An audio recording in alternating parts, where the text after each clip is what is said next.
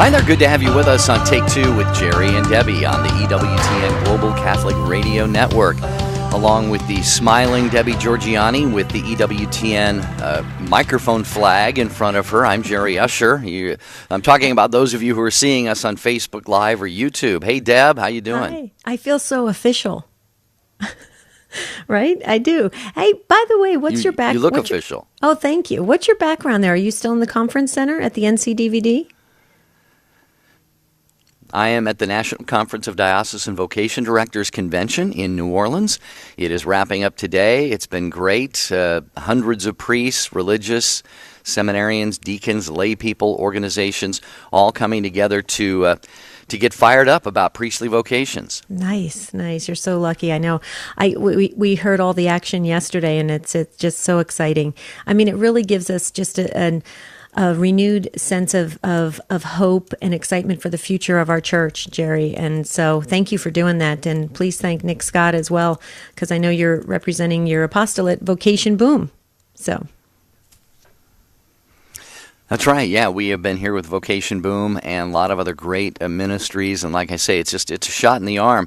Thanks, Debbie, for graciously deferring the microphone yesterday to some of the guests that we had here, and it was a great broadcast. But we're back to normal here today, you and I, and we're going to talk about something that, boy, oh boy, if there's anybody that this doesn't impact, I'd be really surprised. It's a topic that it touches on all of our lives. Well, it does, and it came out of a conversation you and I had, Jerry, when we were traveling for one of the pledge drives, and it talks about reading between the social media lines.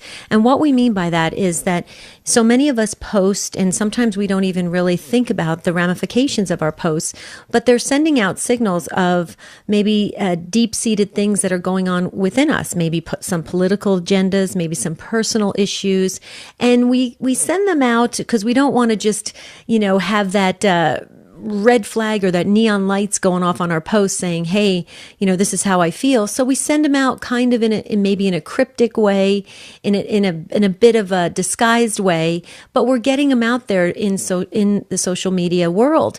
And so we're talking today about how to read between the social lines, or have you read between the social media lines, and also what does that mean for us? I mean, are we really being honest when we go out there, especially in those social media platforms? And Jerry, I think this is a worthy discussion to have. My husband said this morning, how does this relate to your spirituality? But it really does, because as Catholic Christians, we're called to go out there and to be honest and to be representing Christ in the world. And are we really doing that when we have these very, veiled messages that are going out via social media? Exactly. Yeah, I'm reminded of the scripture passage in Matthew 5:37. It says, "Let your yes mean yes, and your no mean no." And I think it even goes so far as to say anything else comes from the evil one. Well, we're not implying that, if you put a cryptic social media post out there that it's demonically inspired or anything like that. But how do we? This really gets down to how we communicate. Do we communicate forthrightly and honestly and clearly? So we want to hear your takes today. The phone number is 1-800-585-9396. Do you consider yourself someone who is very direct? Okay, maybe when you have face-to-face conversations, obviously you're probably very direct when you talk with somebody and you speak deep from your heart and so forth. Are you guarded when you're on social media? Do you guard what you say? Do you say things in a way that you just really want people to know what you're saying, but you're kind of afraid to really put it in those words? Exactly. Or when you read other people's posts or texts, do you get a little bit confused, or you say, wow, I wonder if there's something deeper going on here? 1-800-585-9396. So we want to hear your take on this, of what has been your experience with social media. The other thing, too, I wanted to introduce is this, and this is where this subject kind of was born out of. I actually have a girlfriend that posted for several months on social media, and it was, in my opinion, it was quite obvious she was having personal issues with her marriage. But she would post things very obscurely and kind of vague, very vague posts about, dreams that weren't fulfilled, and have you ever wondered if life could be different, and things like that. And so you could tell she was reaching out for help, but didn't want to expose the fact that she was having a situation going on in her home. And sure enough, she was. And her and her husband ended up getting separated. But it was obvious to me on Facebook. And it's so unfortunate, because we claim that these friends of ours on Facebook are friends, but are they really? Because if they really were friends, we would come right out and say, hey guys, I'm having trouble. I need some support. I need some prayers. But like you said, Jerry, we're sometimes afraid to come out because we don't know how people are going to accept us, what they're going to say, if there's going to be some judgments or criticism. Social media, I think, is a great venue to communicate, but I also think it's a double-edged sword. It can be very biting and hurtful. And so it's important for us, I think, to have this discussion. Please call in and share your wisdom on this. 1-800-585-9396. Indeed. As those phone lines fill up, I just want to mention that Debbie and I are actually out on the road a lot this time of year. I'll be in Seattle with Debbie next week at Sacred Heart Radio for their annual Share-a-thon, and then at Mater Dei Radio in Portland for theirs. And this week, Debbie, St. Valentine Radio in Amarillo, AM 1360, is having their radiothon. So just want to make sure that any of those who listen to St. Valentine Radio or Sacred Heart Radio, Mater Dei, or we've got Redeemer coming up and Lamb Radio, and the Presence is going on this week, so many others, please be generous to your Catholic radio station when they ask you for help. And I want to thank Dale Artho from St. Valentine Radio for reminding me of that with a text here just a moment ago. But again, 1-800-585-9396. We're talking about the use of social media and how we communicate and how we perceive what other people are saying. Maybe you've had a total misconception, maybe a misunderstanding. Somebody tweeted something or posted something on Facebook, and maybe you replied, and they got back to you and said, "What? That wasn't what I meant. What are you talking about?" So how do we make sense and really understand things clearly on social media? That's our conversation today. Reading between the social media lines. That's what we're talking about today on Take Two, and phone lines are filling up. That's great. We're going to go ahead and get those wonderful callers screened by Matt Gabinski and be put on the air shortly. So, because your wisdom, you're going to be educating us. So please make sure you weigh in. If you feel that little nudge by the Spirit, that means maybe you have something to say to teach us about social media. 1-800-585-9396. This is Take Two with Jerry and Debbie. And when we come back, we're going straight to the phones.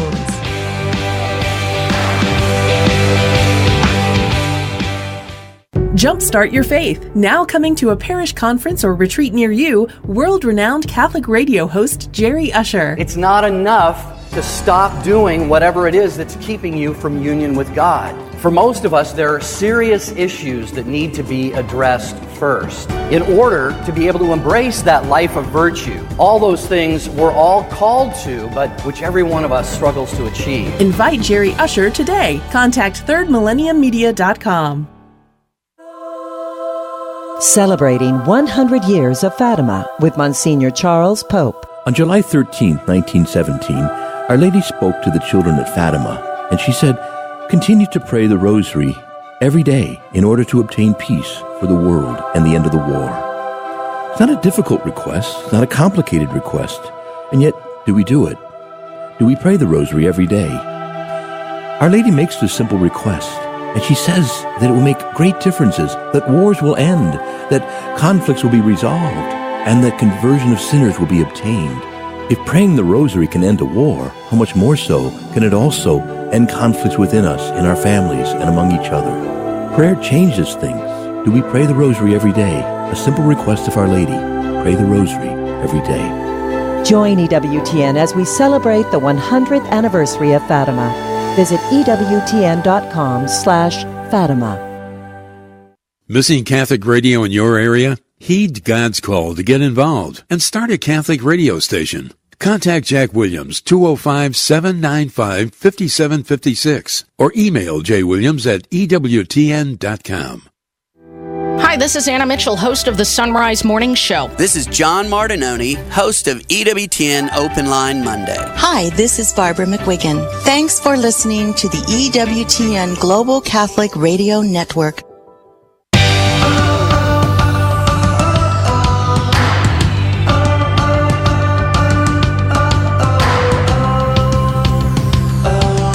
Take Two with Jerry and Debbie on EWTN. Thank you to all of our affiliates, and thanks to the great people here in New Orleans at the NCDVD, National Conference of Diocesan Vocation Directors, where I have been this week along with Nick Scott, and Debbie has been at home, and Debbie, you held down the fort on Monday. I'll be traveling again tomorrow, so we've got our unscripted show.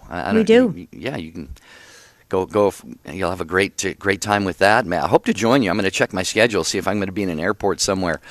But, just real quickly before we go to the phones, Debbie, Sure. You know me pretty well, and I think you would probably concur with this assessment. I tend to be, when I'm with people, I tend to be very open. I tend to really, I just share from my heart. But I think social media, I tend to double and triple and quadruple think things through. Right. And there have been so many times I've written something up, getting ready to post it, and then I just say, no, I'm not going to do that.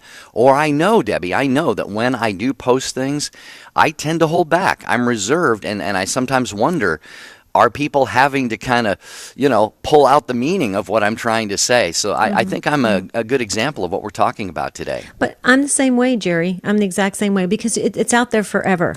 And once you make a stance, you better really make sure you want to back that up if you're gonna make a bold statement. And sometimes when there's like a social media war going on, if you will, and there's both sides being, argued, you can get really into the emotion of it, and you can just maybe type something really fast, and if you don't think twice about it, and it's out there, and then all of us, it's hard to retract it. It really is, and it's hard to rewind it. And I agree with you, Jerry, and I think that's why it does take a sense of maturity, especially when entering into the social media realm. But we're talking about reading between the social media lines, and I think it's a very important discussion to have because we are called to represent Christ in the world. And by the way, Jerry, we have a great suggestion by one of our listeners about October. I want to make sure the more I think about it, I actually pulled up some images of Our Lady, and I think it would be an amazing movement to do in October in honor of the 100-year anniversary of Our Lady of Fatima. Yeah, go ahead. Go ahead and mention it. Oh, I thought you were going to mention it. Okay. I'm just intrigued by the wallpaper behind you because it reminds me of working in the hotel industry. That's almost the exact same wallpaper that was in the hotel that I worked at. It's so true how you have the same That's decorators. Where I am, in a hotel. Are you in a hotel? Okay. One of our listeners, I believe it was Jeannie, suggested that for October, for the 100-year anniversary of Our Lady of Fatima, that we just fill social media with images of Our Lady. Different images reflecting Our Lady of Fatima, but any image of Our Lady you want to just let the world know about. And, think about that for a moment. If we all did that, just think how beautiful that would be that people were getting, 2 and 3 images of Our Lady, and maybe they, maybe she doesn't play a role in somebody's spiritual life right now, but with those images being displayed across social media lines, I think that would have a great impact. So I think Jeannie has a very great suggestion. I'm going to do it. So I'll let you know if I get unfriended by a lot of people, but that's okay. It's worth it because it's for Our Lady. All right, 1-800-585-9396, talking about reading between the social media lines. We're going to go to your calls. Israel is first, listening to Guadalupe Radio in Fort Worth, Texas. Hello, Israel. Thank you for calling Take Two with Jerry and Debbie. How you doing, Israel? I'm okay, Jerry. Thanks for all you guys do. Very positive, very positive. It's no coincidence. I was having a Facebook discussion with my sister today, going back and forth. And I agree with your wife about you shouldn't be emotional and start just throwing things out there because it shows that you probably don't have the right information, you haven't done the proper research, and your facts are all twisted. And now you got laundry out there that should have never been out there if you would have thought it through. You know, so I agree with you. I mean, in a way, it could be real positive. You know, there's a lot of things that I've used it for to be helpful in my life, but it can be also a double-edged sword when you don't do the proper protocol from using Facebook, because, you know, like I said, she started throwing a lot of things out without getting proper information. You can tell when they write that they don't have their facts. They're just throwing out their opinion. And like you mentioned earlier, it's already out there now.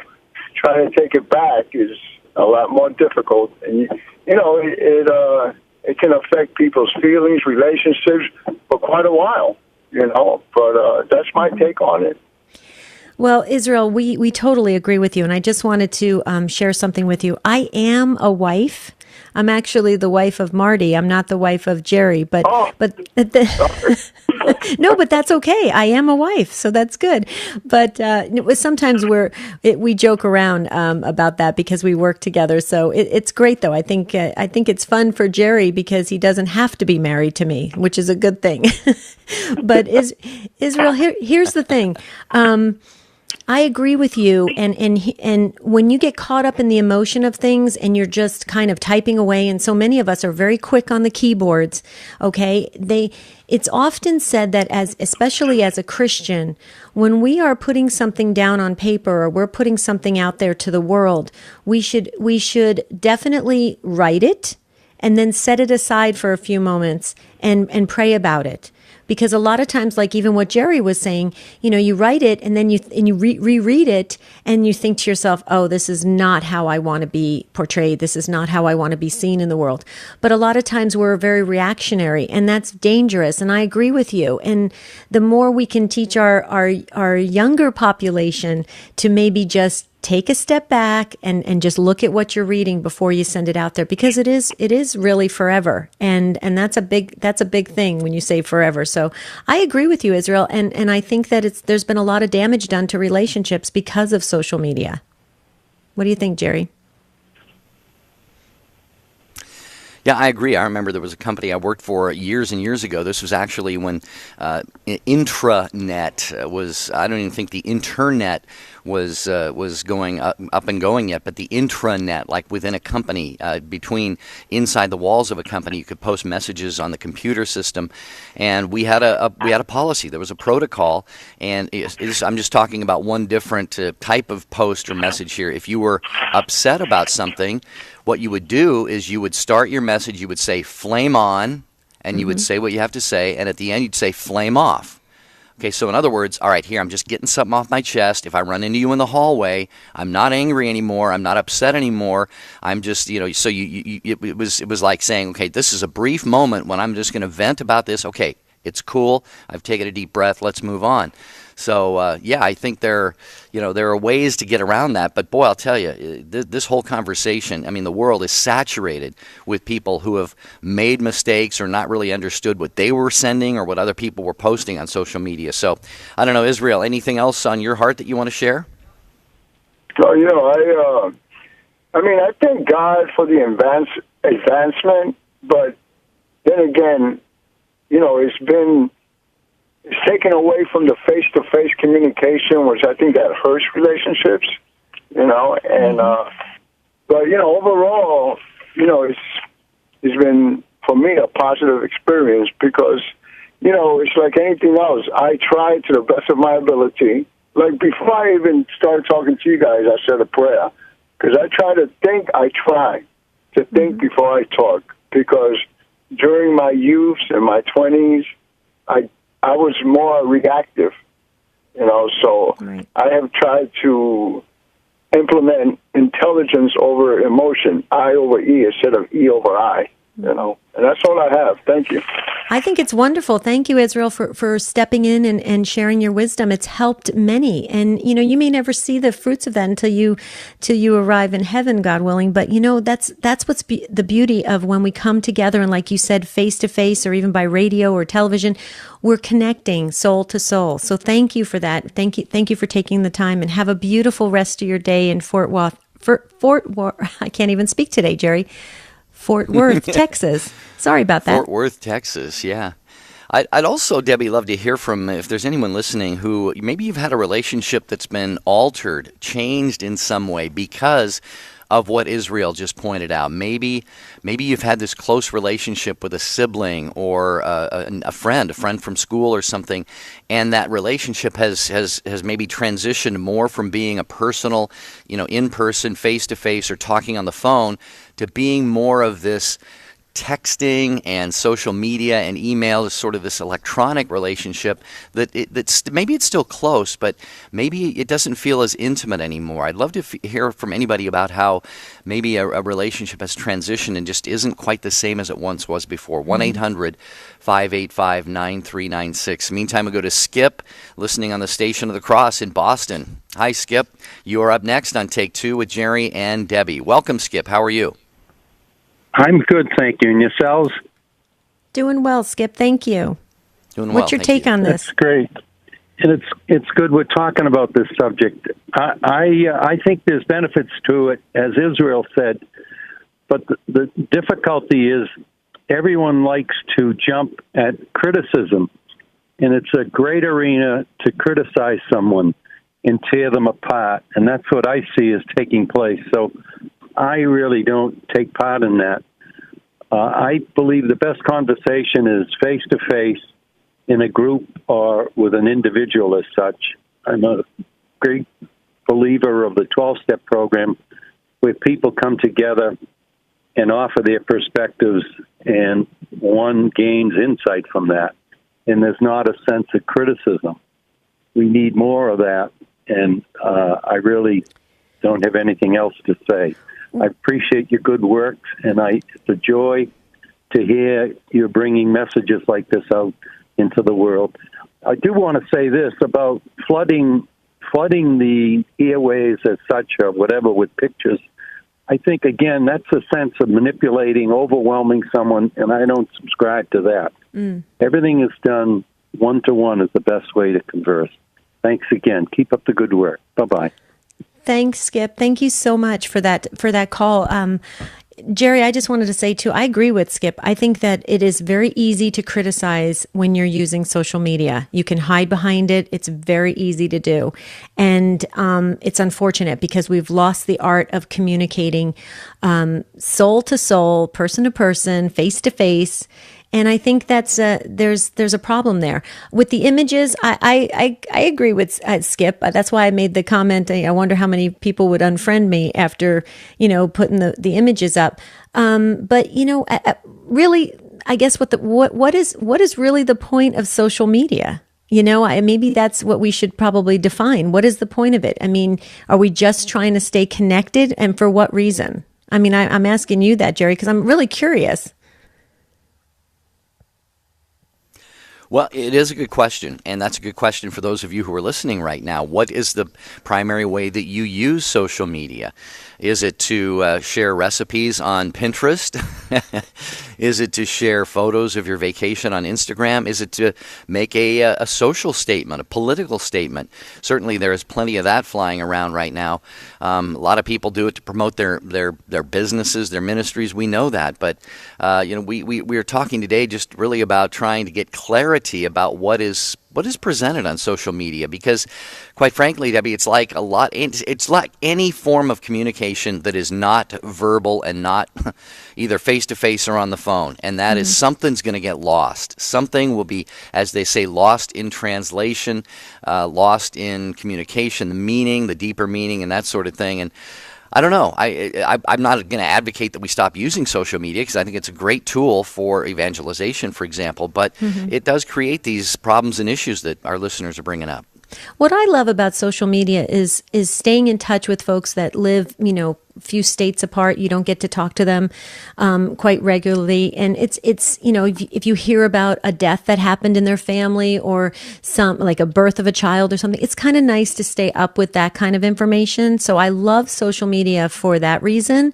I really don't love the social media wars that take place. I've seen a lot of friendships get broken because of exactly what you just said, Jerry, about it being lost in translation. And I think that can be very problematic.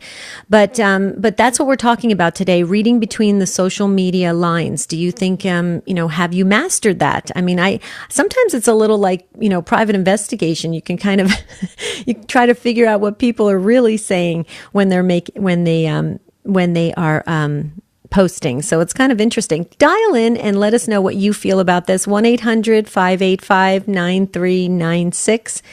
That's the number. What do you think, Jer? All right, yeah, 1-800-585-9396. Marcus, you're going to be first here in just a minute, listening on Real Presence Radio in Newell, South Dakota. And we've got Rick in Merritt Island, or maybe I should say on Merritt Island in Florida. And other calls being screened by the one, the only, the greatest call screener in the world, Matt Gabensky. And Rich Jesse running the board and producing the show. Jeff Burson handles social media for us here.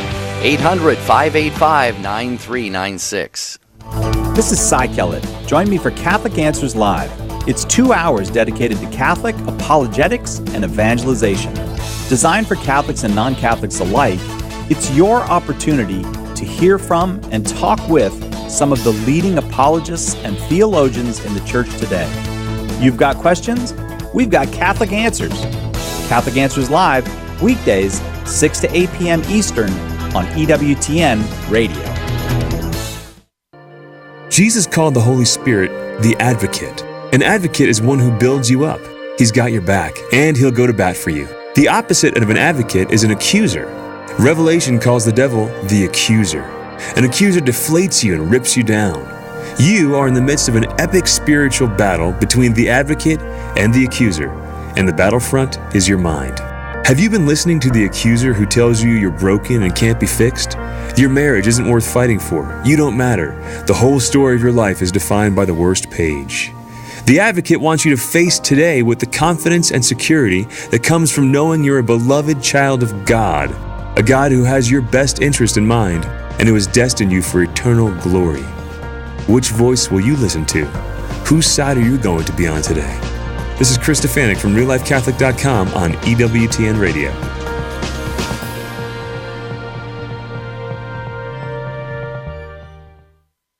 We need EWTN Radio for the reason that Mother Angelica founded this entire enterprise. She always saw this as a spiritual growth network. It was to be an enterprise in media that reached people in all aspects of their life. She saw this as a holistic approach to reaching the whole person in the middle of the world and bringing them truth and life. Raymond Arroyo thinks Catholic radio is important. So should you. EWTN. Live truth. Live Catholic.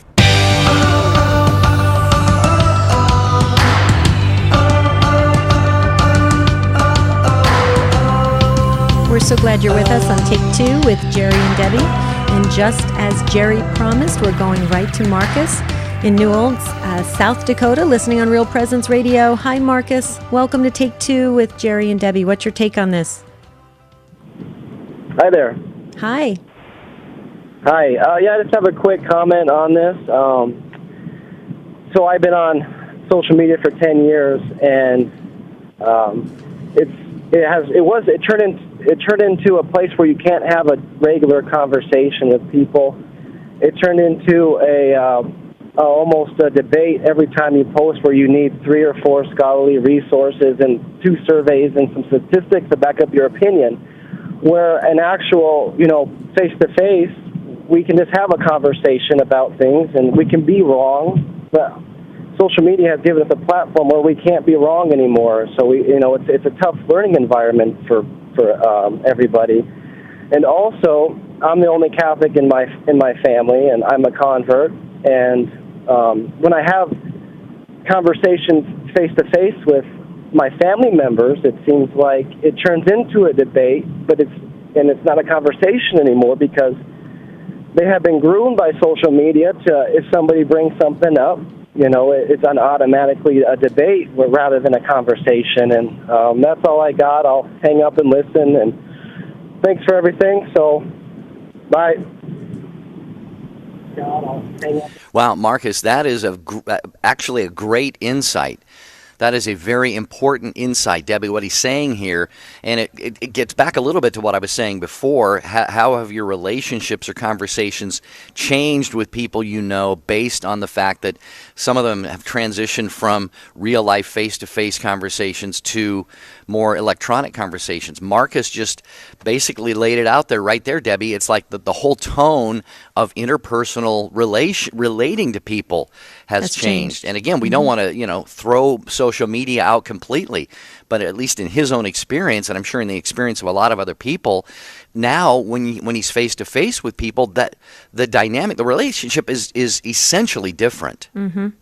Oh, I think Marcus hit the nail on the head with it, and I'm just curious as to why our callers today are hanging up after they make comments. Do they not want to converse with us?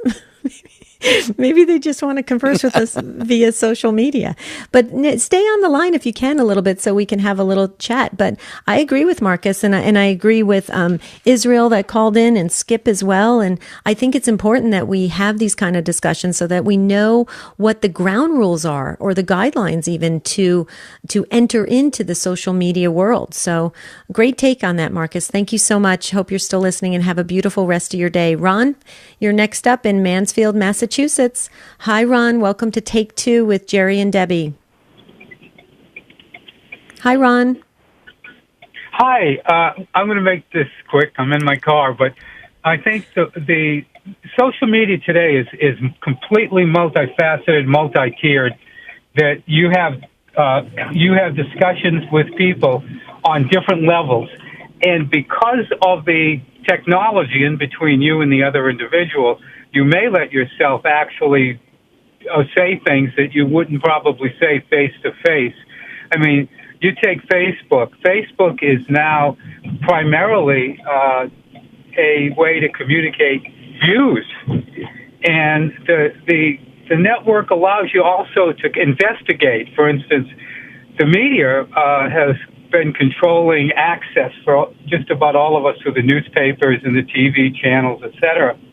We can now, investigate and do our own journalism. And if you're open-minded, you can actually get a lot of information. If you're not, just like you would read only a newspaper that expressed your viewpoint or a magazine, you do the same thing in social media. And I think the generation that I'm seeing today, like my grandchildren and kids, they don't, their communications skills really have somewhat increased because of social media. I don't think they've lost anything. I think that their range of people who they can contact is far greater than it ever was in the past. So I don't think it's a simple, single tier we're looking at. You have to look across it as a multi-tiered communications system. And on one level, I can have communications with family members. On another, I can have political discussions and counter discussions, which can lead to people breaking off. I'm Catholic. I tend to be a little bit right of center. And I can tell you that I have lost some not close family members, but cousins in the West Coast because I would disagree with some things they said. Where in person I might not. So my bottom line is you can't look at it as a singular. Yeah, Ron, let me. I want to comment, kind of rewind a little bit to something you said, and if I understood you correctly, it's something that I have long thought was the case, definitely with myself, but I see it with a lot of other people as well. Especially, and this is my consciousness in this regard is around like higher profile Catholic figures, and I think of a lot of people like if you're on an EWTN TV or radio show, you have to sort of comport yourself a certain way, obviously.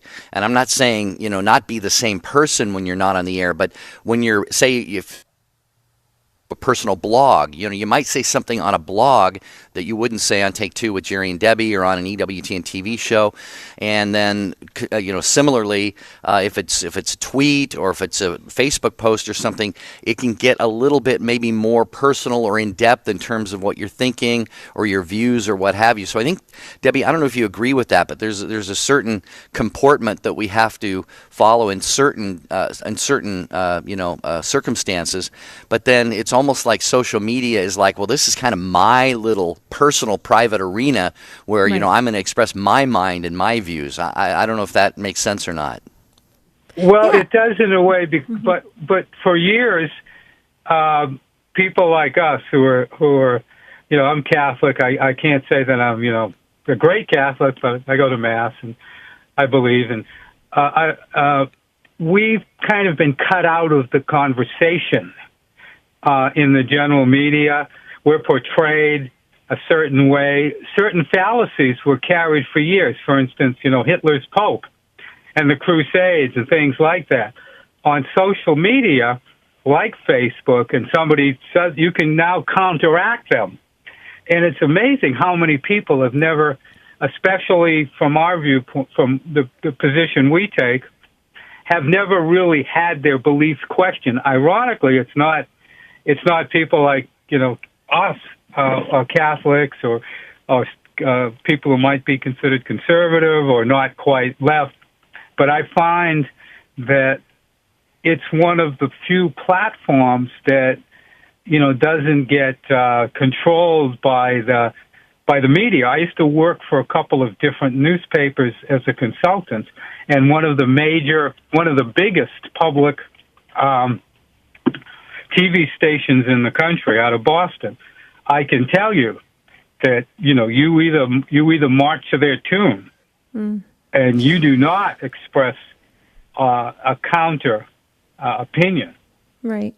So this, I would say there's a war in the media now to take control of it and control what they call, certain speech they want to label. If they ever did that, what they would take out would be, defense of the unborn, because that can be made into hate speech, or saying to somebody who, for instance, I had a cousin who was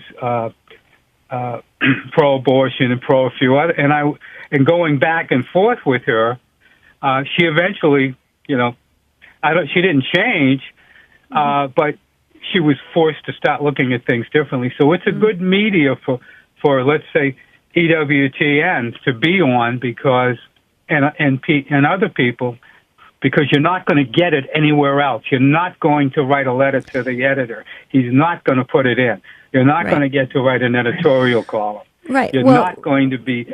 Right. Well, Ron, from an evangelization standpoint, absolutely. And John Paul, too, used to talk about that all the time, about how we need to use media to really, convey the truth, the gospel message. And I agree with that wholeheartedly. The other thing, too, Ron, that you said that I thought was interesting, I think you said with your kids or even grandkids, you sound kind of young, but I think you said grandkids, that they actually have become really good communicators. The only thing that I would say on that is I have noticed that, yes, I think from debating from a written standpoint in little short snippets on Facebook and other social media platforms, yes, but with face to face, I've noticed that a lot of young people struggle. They struggle with being in front of another actual living, breathing person. And it's that, I don't know if you've noticed that too, Ron.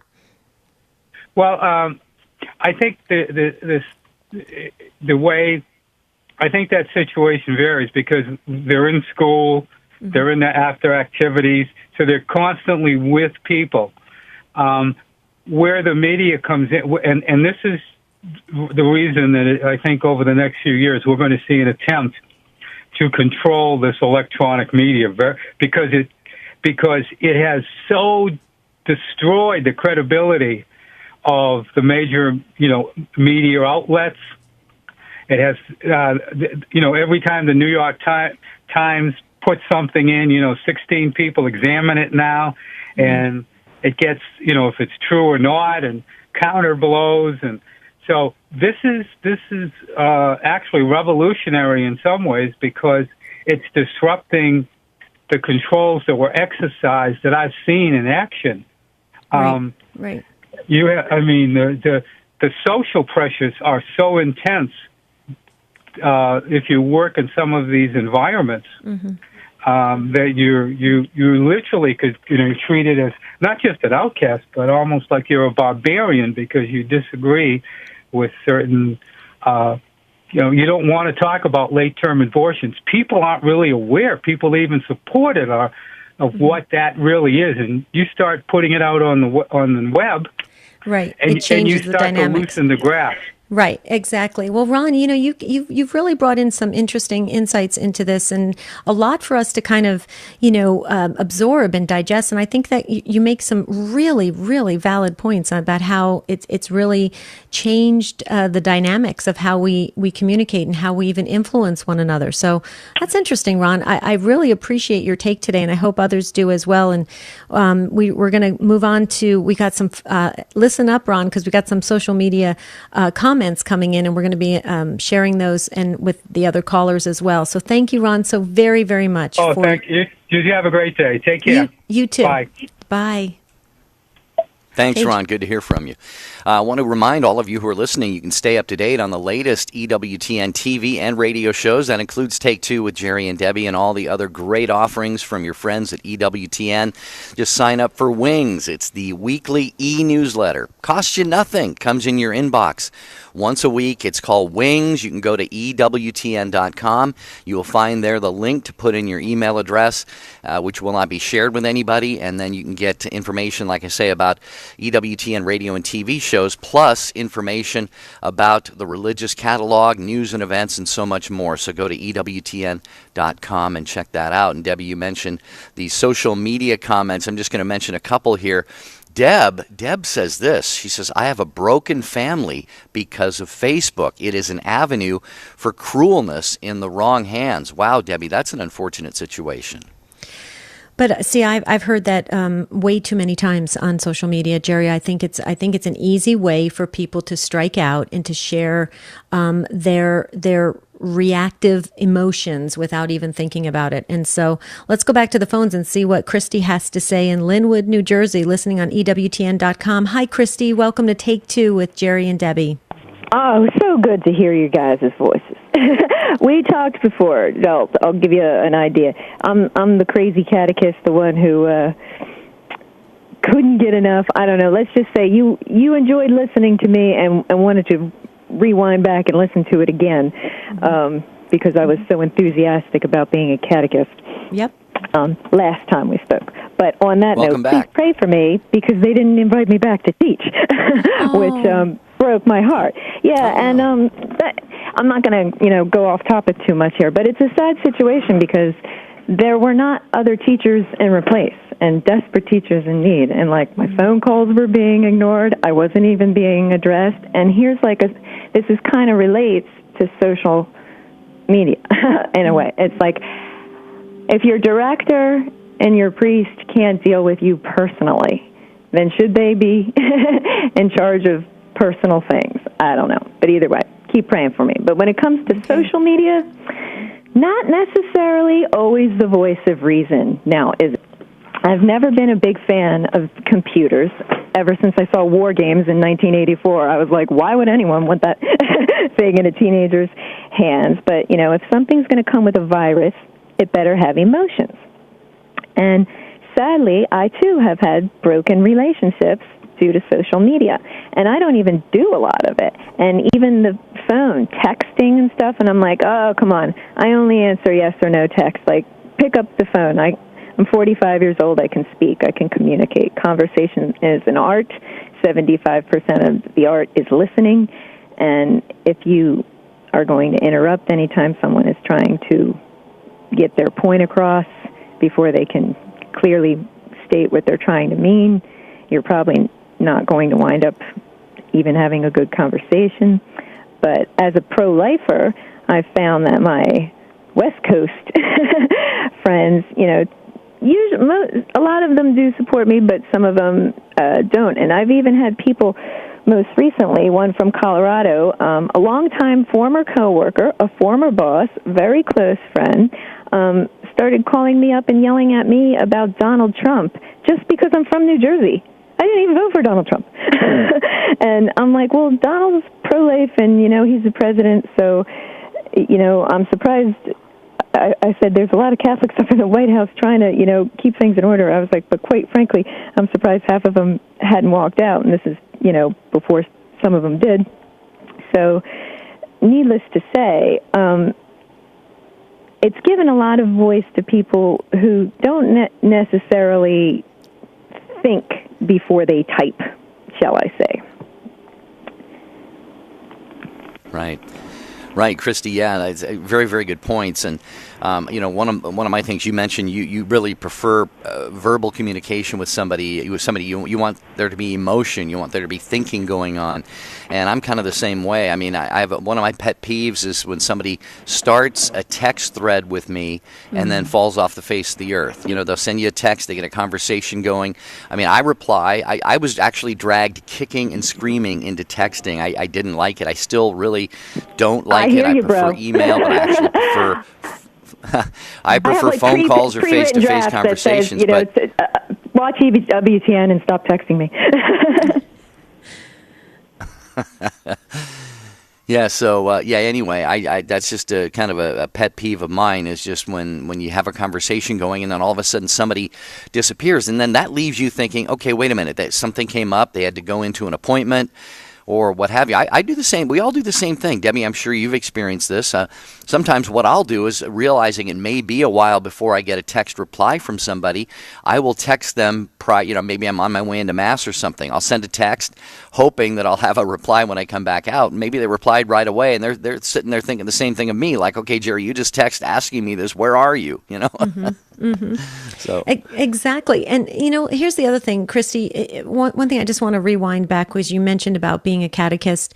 Christy, if you feel called to being a religious educator or in ministry, please don't let anything discourage you, especially if it's even like a religious education director. I was a religious education director for many years. Sometimes personalities don't match up and things like that. But don't let that stop you from being in ministry because you were very passionate when you called us last. And I want you to continue that or at least feel supported in that if God is calling you in that direction. The other thing, too, is I think too, that I think sometimes we enter into the social media world and we're not really thinking. We're not really planning out what the outcome is going to be. And I think that can be very, very not only problematic, but it can be destructive in relationships. And I think, Christy, I think your comments were very well taken, and thank you so much. Don't be a stranger. Check back with us again, especially because you're from New Jersey, and don't forget to eat that pizza. Okay, go ahead, Jerry. You're gonna share some social media. Thank you, Christy, for being with us here on Take Two with Jerry and Debbie. Yeah, Kathy on Facebook Live says people become bullies on social media, Twitter, Facebook, and all the other platforms out there. And Kathy offers this insight. She says it's not just the young people, not just kids either. Seems if you disagree with a point of view, you are automatically tagged with a label, which, Debbie, I know you're big against labels. And we also have Beth, who said, I use Facebook to keep up with family and friends, to share my faith, my pro-life views, my patriotism, my adorable children, and funny animal videos. So thanks, I love that. Yes, thank you. And keep the comments coming, on Facebook, on YouTube. You can also email us, take2, the number 2 at EWTN.com. Whatever works for you, or go to a Take Two show, our website as well. You can make comments there as well, take2show.com. Okay, Brenda, up next in Texas, listening on Guadalupe Radio Network. Hi, Brenda. Welcome to Take Two. Oh, hi, Debbie. I was just calling to say, social media can be just like, free will, any great gift. It can be good or bad. It's helped me a lot because I type in comments, but I delete more than I actually post. I just sit, and pray about it. And then I look, why am I commenting? Is this something God's calling me to do? Is it going to help somebody? Or, maybe he just showed me this and wants me to pray, maybe, had some penance with that and not say anything, But I sit there and I've learned a lot about myself, too, because I'll look at my comments before I post them and, really question my motives. Am I doing this, in truth with love? Am I, did I put it in a loving way? And if I don't think maybe it could be construed as completely loving or willing the good, then I'm thinking, no, God's not calling me to do this, and I'll just go ahead and delete it. And then just pray and say, okay, well, I'm to pray for this person. And then when I respond with relatives, if it's something really, kind of personal, maybe heated, I just do it in a message section, or give them a phone call. And try not to enter into those, passionate comments or debate right there on the, thing like that. So it's helped me grow a lot. I've learned, I really need to pray for a more loving and pure heart. There's a lot of it. But, yeah, and it's a lot like letters, too. Yeah, you are a breath of fresh air, Brenda. I have to tell you that, and it's a good reminder to me too. And like I said, I think I mentioned earlier in the show, and Debbie, you probably do this too. I've composed a lot of social media posts that have never seen the light of day, and I don't know if it was always because of prayer, but I love Brenda's approach, Debbie. Pray about this and see, and not that we have to be do a 9-day novena before we discern whether we want to post something on Twitter, but just at that very moment, just say, pray, Lord, is this going to edify? Lord, is this going to edify the people who read it, and is this going to bring me closer to you? And I think Brenda's take was really right on the money. Oh, yeah. You hit a home run with me, Brenda. I just love it. Thank you so much for sharing that and reminding all of us that we need to do that as Catholic Christians. It's our responsibility. It shows a spiritual maturity. So thank you very, very much for the call. We appreciate it so very much. Okay, Terry, we're going to try to get to you, but we only have 60 seconds in Plymouth, Michigan, listening on Ave Maria Radio. Hi, Terry. Welcome to Take Two. Hi, Debbie and Jerry. I just have 3 observations. I saw a national news story about a 16-year-old girl that danced with the wrong boy at some school dance. Some other girls started flaming her and harassing her, and the poor girl killed herself. So I think of that story, harassment, and now it's not just with the PC, it's with these handheld devices, the Androids, the smartphones, and so forth, that minors can have access to filth, let's say porn, on the internet. So parents, guardians, grandparents, godparents have to really monitor minors' access and who they're speaking with, what they're watching, because in this case it could lead to death or down a path of evil. And I just want to say, I tweet pro-life articles and such to my elected representatives and members of the media because I think a lot of stuff that we mail will never see the light of day. And even if the elected representative or media mogul is not reading it, someone's looking at it. So you never know how a heart or mind might be changed. Well, yeah, that's a good point, Terry. And just getting back to the social media bullying, that's what I said at the beginning of the show. It's very easy to take a stance and to attack another human being or another soul via social media. It's very easy to do.